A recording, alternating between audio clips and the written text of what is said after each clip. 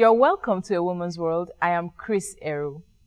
Sustainable development in the continent is the desire of many. Better living conditions, low cost of living, safety of lives and property, buoyant economies. Its benefits are numerous.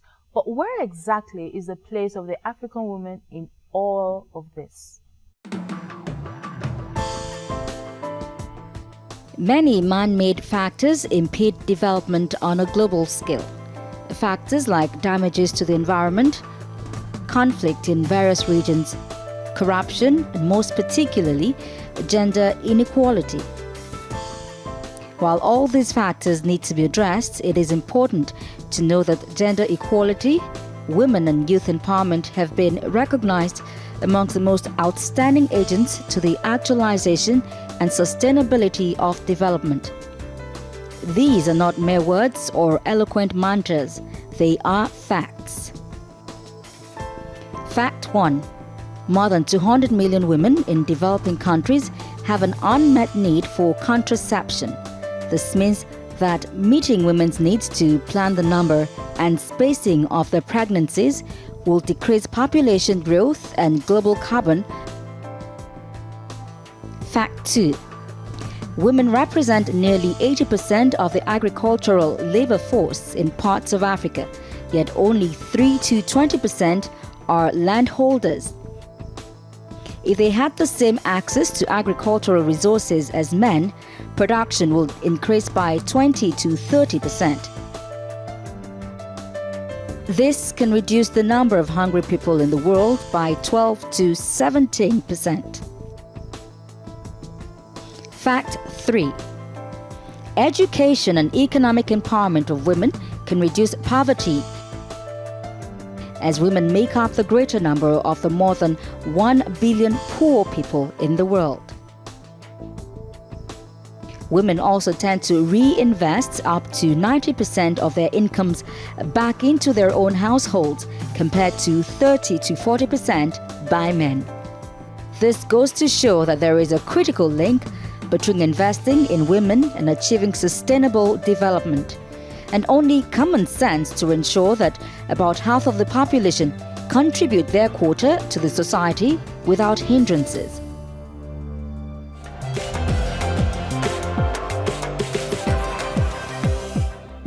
Now that you have a clear understanding of just how key women are in achieving sustainable development, find out now how the African Women Innovation and Entrepreneurship Forum hopes to even the scale. Investing in African women and recognizing their contribution to the continent is indeed imperative for its economic transformation and social development. It becomes clear that to enhance Africa's growth, there is need for more of its women to lead, create jobs, and produce goods and services. This was the general consensus at the inaugural African Women Innovation and Entrepreneurship Forum held in Lagos, Nigeria. Organizer of the forum, Irene Ochem, is of the opinion that more work needs to be done in ensuring the advancement of women in the society. The impact is that once women are economically empowered, half of African problems are solved, because women make half the African population, and if you leave half of your population behind, you are playing with half of your team and not the complete team. Former Nigerian minister and co-founder of Transparency International, Obiageli Ezekwesili, who delivered the keynote address, believes that there should be greater interest in the girl-child education. When girls are educated, there are many policy implications that are positive. When girls are educated, the intergenerational effect is huge. You have girls who, by being educated, delay the time of marriage. So they get to marriage at a time when they can make better choices for the household. So they give birth to children that are healthier children that they would make sure get educated. And so you see the intergenerational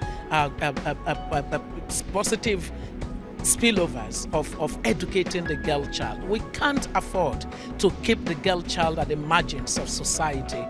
One common view by the various speakers in attendance was on the need for an enabling environment for women to grow. I'm not here to talk about how women can do business better. That's not part of our mandate. Our mandate is to support an enabling environment for women to be able to be good entrepreneurs, to be economically empowered and also have rights. Because it doesn't matter how economically empowered women are, if they're giving the money to the husband at the end, we don't think that that's the way to empower women. Women are very innovative people. They come out of school with degree and so forth. Marriage has to come in, childbearing has to come in, a family has to be taken care of, and at the same time, they have to build their career. As they are struggling with all this, they are trying to make ends meet. Where they are working, they are not being promoted. They then trying to do something that will bring in extra income. That thing they are doing, they want to see how it stands on their feet, so it can support their family income. And with all that going on, they rise and fall, they rise and fall.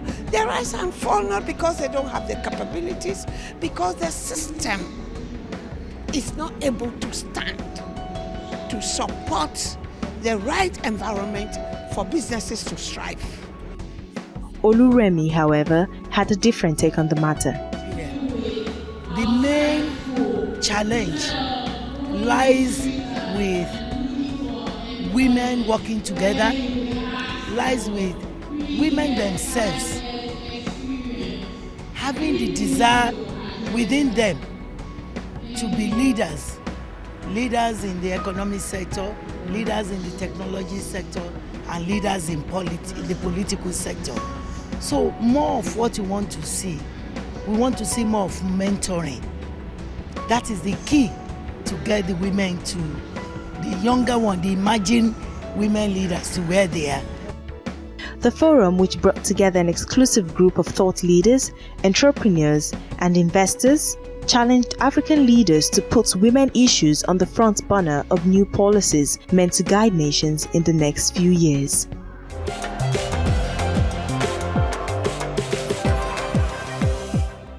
The rights of women are a topic of hot debate in many parts of the African continent.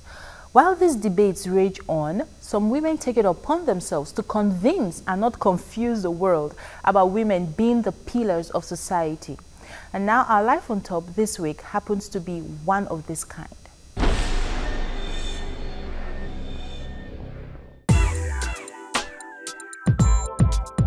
Gifty Auntie is a popular Ghanaian broadcaster known for her strong views on women's rights and issues affecting women. She landed her first job as a floor manager at GTV and later became a TV presenter. As an outspoken broadcaster, Gifty was quickly deemed a gender advocate, then a decorated feminist. After years with GTV, this bold broadcaster left the station to set out to host her own TV program called The Standpoint, a program for women and about women. Hear what Gifty has to say about her life and her success. Most of the time, I stayed with my father. I think it was around age 15 or so before I got to know my mother. My mother and my father separated when I was a baby, so I've always been a daddy's girl, and I'm still a daddy's girl, so that's it. I went to a government school in our system. We used to call it Saito. So that's where I went to. Form 2, I sat for the common entrance. Instead of going all the way to Form 4, I sat for the common entrance in Form 2.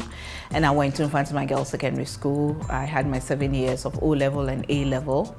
Then to GIJ to do diploma in journalism. Worked at GBC for 7 years. Then went to do my master's degree in UK at City University in London. Came back, worked for GBC for another how many years? About 8-9 years, and then left, and then now I'm on my own.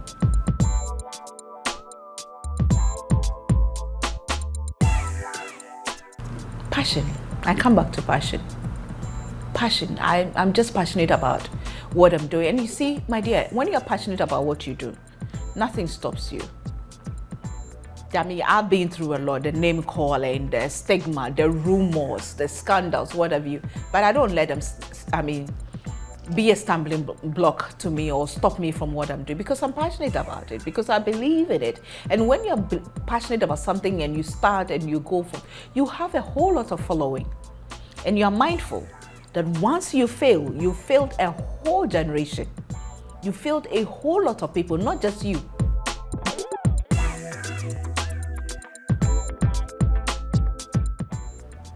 I hate to see women suffer. I hate to see women being abused.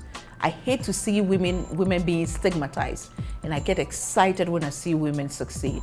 Women who are doing well, women who are comfortable in their zone, who are achieving, who are having great families, great marriages, wonderful children.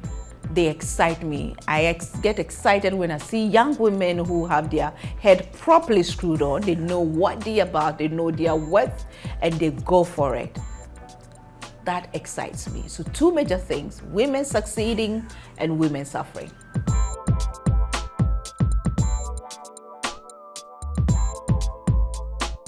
Well, one of the major things that have changed is the fact that more women have become very assertive.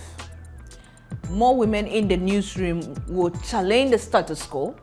When things are being done and not done properly, they will speak their mind about it, whether it's taken or not.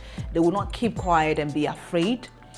Some of our male colleagues are also becoming very sensitive because they know the likes of me and others out there will jump at their neck when they go at us without, having their facts right, without being sensitive about the issues at hand. We still have issues with the local language stations because of the way they report issues about rape, abuse, and so on and so forth. But a lot has changed.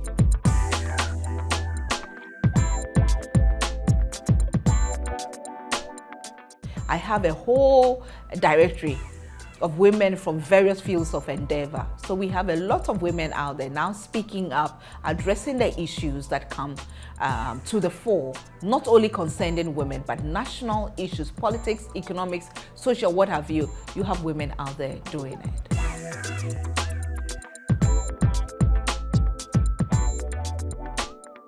Right from the beginning, I knew that this is what I wanted. At least when I was thrust into the media, mainstream media, I knew that I loved this.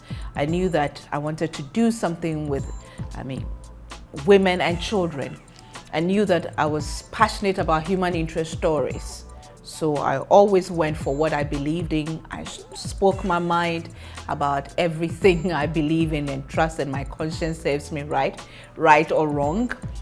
And I think I've stayed true to my cause because I'm passionate about it and I believe in what I'm doing. And I've had great support too from people who I serve as well. But ultimately it's been God, it's been God.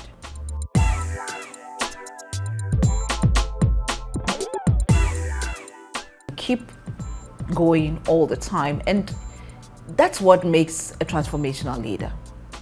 Because a transformational leader is a bleeding leader, but she doesn't think about herself. Because I'm a woman, I'm talking, she doesn't think about herself and her bleeding, her wounds and all that. She thinks about the others who are fighting alongside her, who are looking up to her, who are following her footsteps. And so you keep going.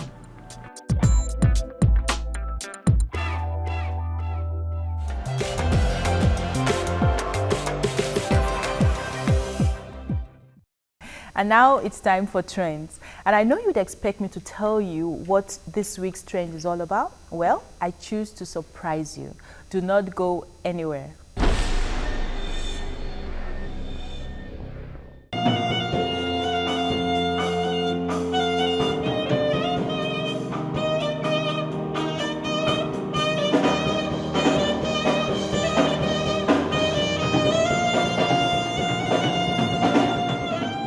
Energy flows through her being and passion from her heart.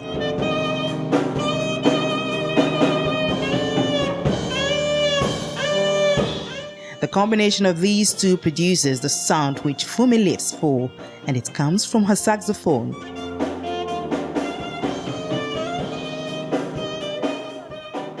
The day I actually set my eyes on the saxophone, I fell in love with it.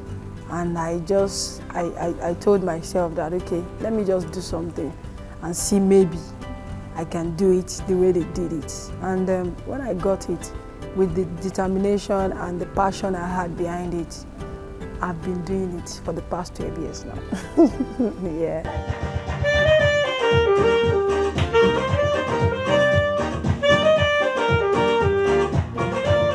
At a different location, another female saxophonist rehearses for a performance she has later in the day.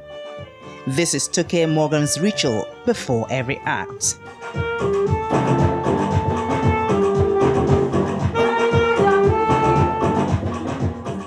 I'm used to it, and it's something I love. It's not work to me, it's fun. And a saxophone is supposed to rehearse a minimum of 5 hours a day. So if you stick to that schedule and rehearse that often, then playing on stage for more hours than that wouldn't hurt you. Or playing for like 1 hour straight or 2 hours straight wouldn't hurt you, because they're used to rehearsing for longer. Her foray into the world of saxophones took a slightly different turn from Fumi's. I played piano in primary school. In secondary school, I didn't do anything, and I went to A-levels in England, and I was the only black person in my year, and everyone had an activity they were involved in after school. So I decided I wanted to learn the guitar and play and sing like Miley Cyrus and Jonas Brothers. My dad was like, he thinks I should learn the sax, and I was like, why the sax? I tried both out, and I fell in love with the sax, and that's how the journey began. What started out as a pastime has now become a profession, but in the phase of transition, there were some obstacles. My parents didn't want me to do it professionally or full-time, because I studied economics, so they would have liked me to go into the corporate world. But now they are getting used to the fact and acclimatizing to the fact that this is what I want to do full-time. For Fumi, the opposition has been more in the form of people's reaction to seeing a woman with an instrument such as the sax. It was annoying when I got to see people's actions towards, female genders doing what the men are known to do. Even when I go for some programs like that, and they see that, okay, a female, this one cannot do better than, you understand, Kilo Feshi, what does she want to do? But I've actually, not by my power, but in my own way and in the way of God, the way God wants to have it, I've been able to prove to them that, the adage that says what a man can do, a woman can do better, is actually true to an extent, with people like us most of the time, So it doesn't have to do with gender. There's no gender, there's nothing like, there's no limitation. You are the only one that can limit yourself. If you have passion for what you want to do, you're going to do it even more better than anybody that has been doing it before. Though now quite vast in her knowledge of the saxophone, Fumi did not start out perfect. Over the years, she has come to understand the instrument better and admits that it has also changed her life.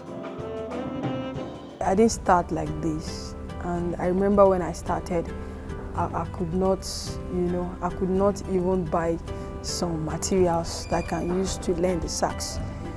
Something that can develop me. But now, it's paying my bills, most of my bills. This instrument pays my bills. So it's to prove to me that the future is always going to be brighter than where I'm coming from. The same can be said for Toke. It has built my breath control, so if I'm swimming, I can stay underwater for longer, because I'm used to holding my breath while playing the sax. Pressing on the buttons with so much energy, the I can do it attitude is certainly theirs, and there's so much to expect from them.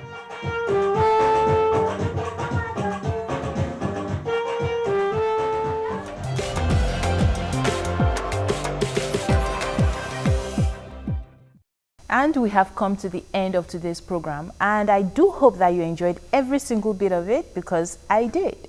And please remember to send us your comments on suggestions on Twitter at TVC Women's World and on Facebook at A Women's World TVC News. But before I leave, please be inspired by these words.